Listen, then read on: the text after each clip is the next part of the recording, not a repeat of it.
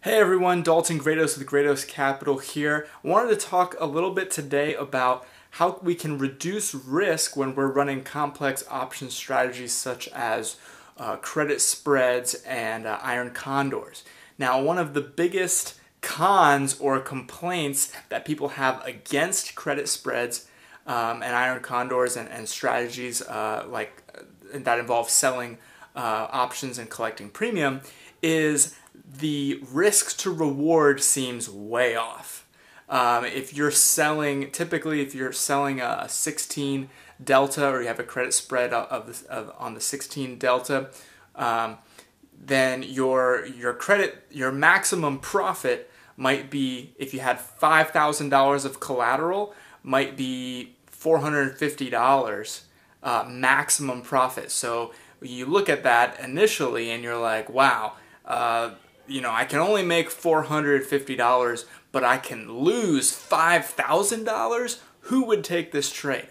Well, let's take a step back to understanding actually what we're doing when we're selling a credit spread, why the collateral is so high, and what we can do to actually mitigate our risks. So the reason why your broker is charging you so much in collateral and giving you only so much limited max profit is because the odds are overwhelmingly in your favor. Again, with our example of selling the 16 delta, is we're telling our broker, hey, I want to collect this credit of, say, $500, and there's going to be an 84% chance that I win. Well, imagine being on the broker side, you're like, well, okay, the odds are overwhelmingly stacked against us, so I'm going to at least require you to put up a significant amount of collateral in order to take this trade.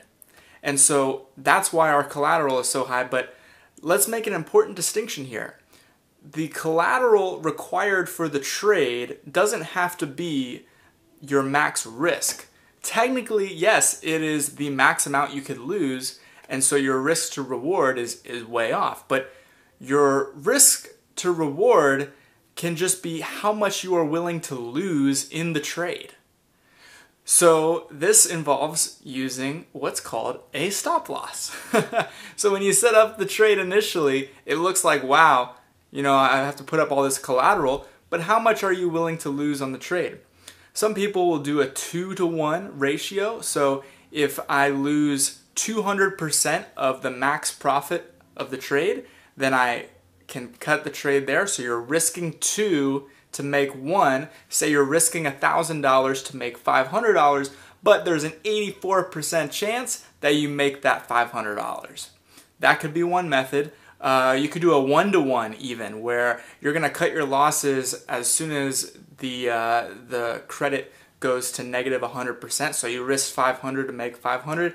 I wouldn't necessarily recommend that. That might be a bit tight of a stop because especially with like what I trade 0 data expiration, the values can fluctuate quite significantly, but doesn't necessarily mean you're in trouble.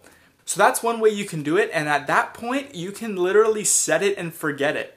If you set up your trade, say you put up $5,000 of collateral, your max profit is $500, you're selling the 16 delta, and you put a stop loss order in at negative 200%, then you can literally set your order and walk away, do something else, and at the end of the day, if your stop loss didn't go off, then that means the options expire worthless and you made your max profit, or you have that stop loss there in case it goes against you pretty significantly.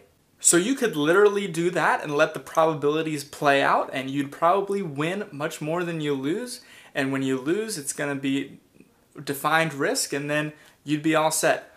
Now, what I would recommend and what I personally like to do is watch different levels of support and resistance. So I'm going to show you how I today put on a trade, and the trade went against me, so I hit my stop, but I actually ended up profitable on this trade.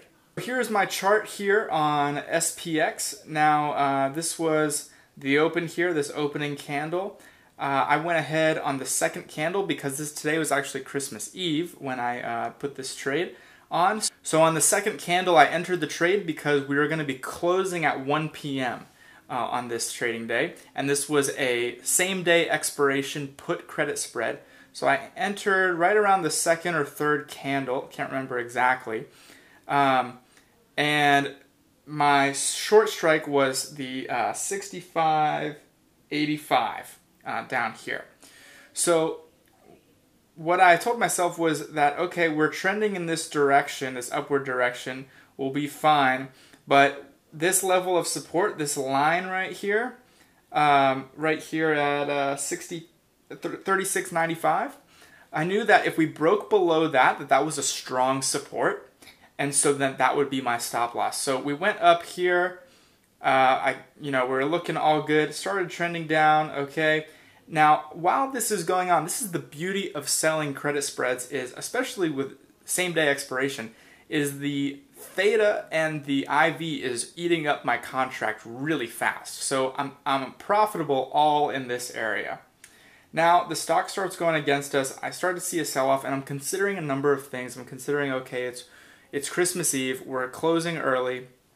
There's a possibility that we could sell off because we have a long weekend coming up.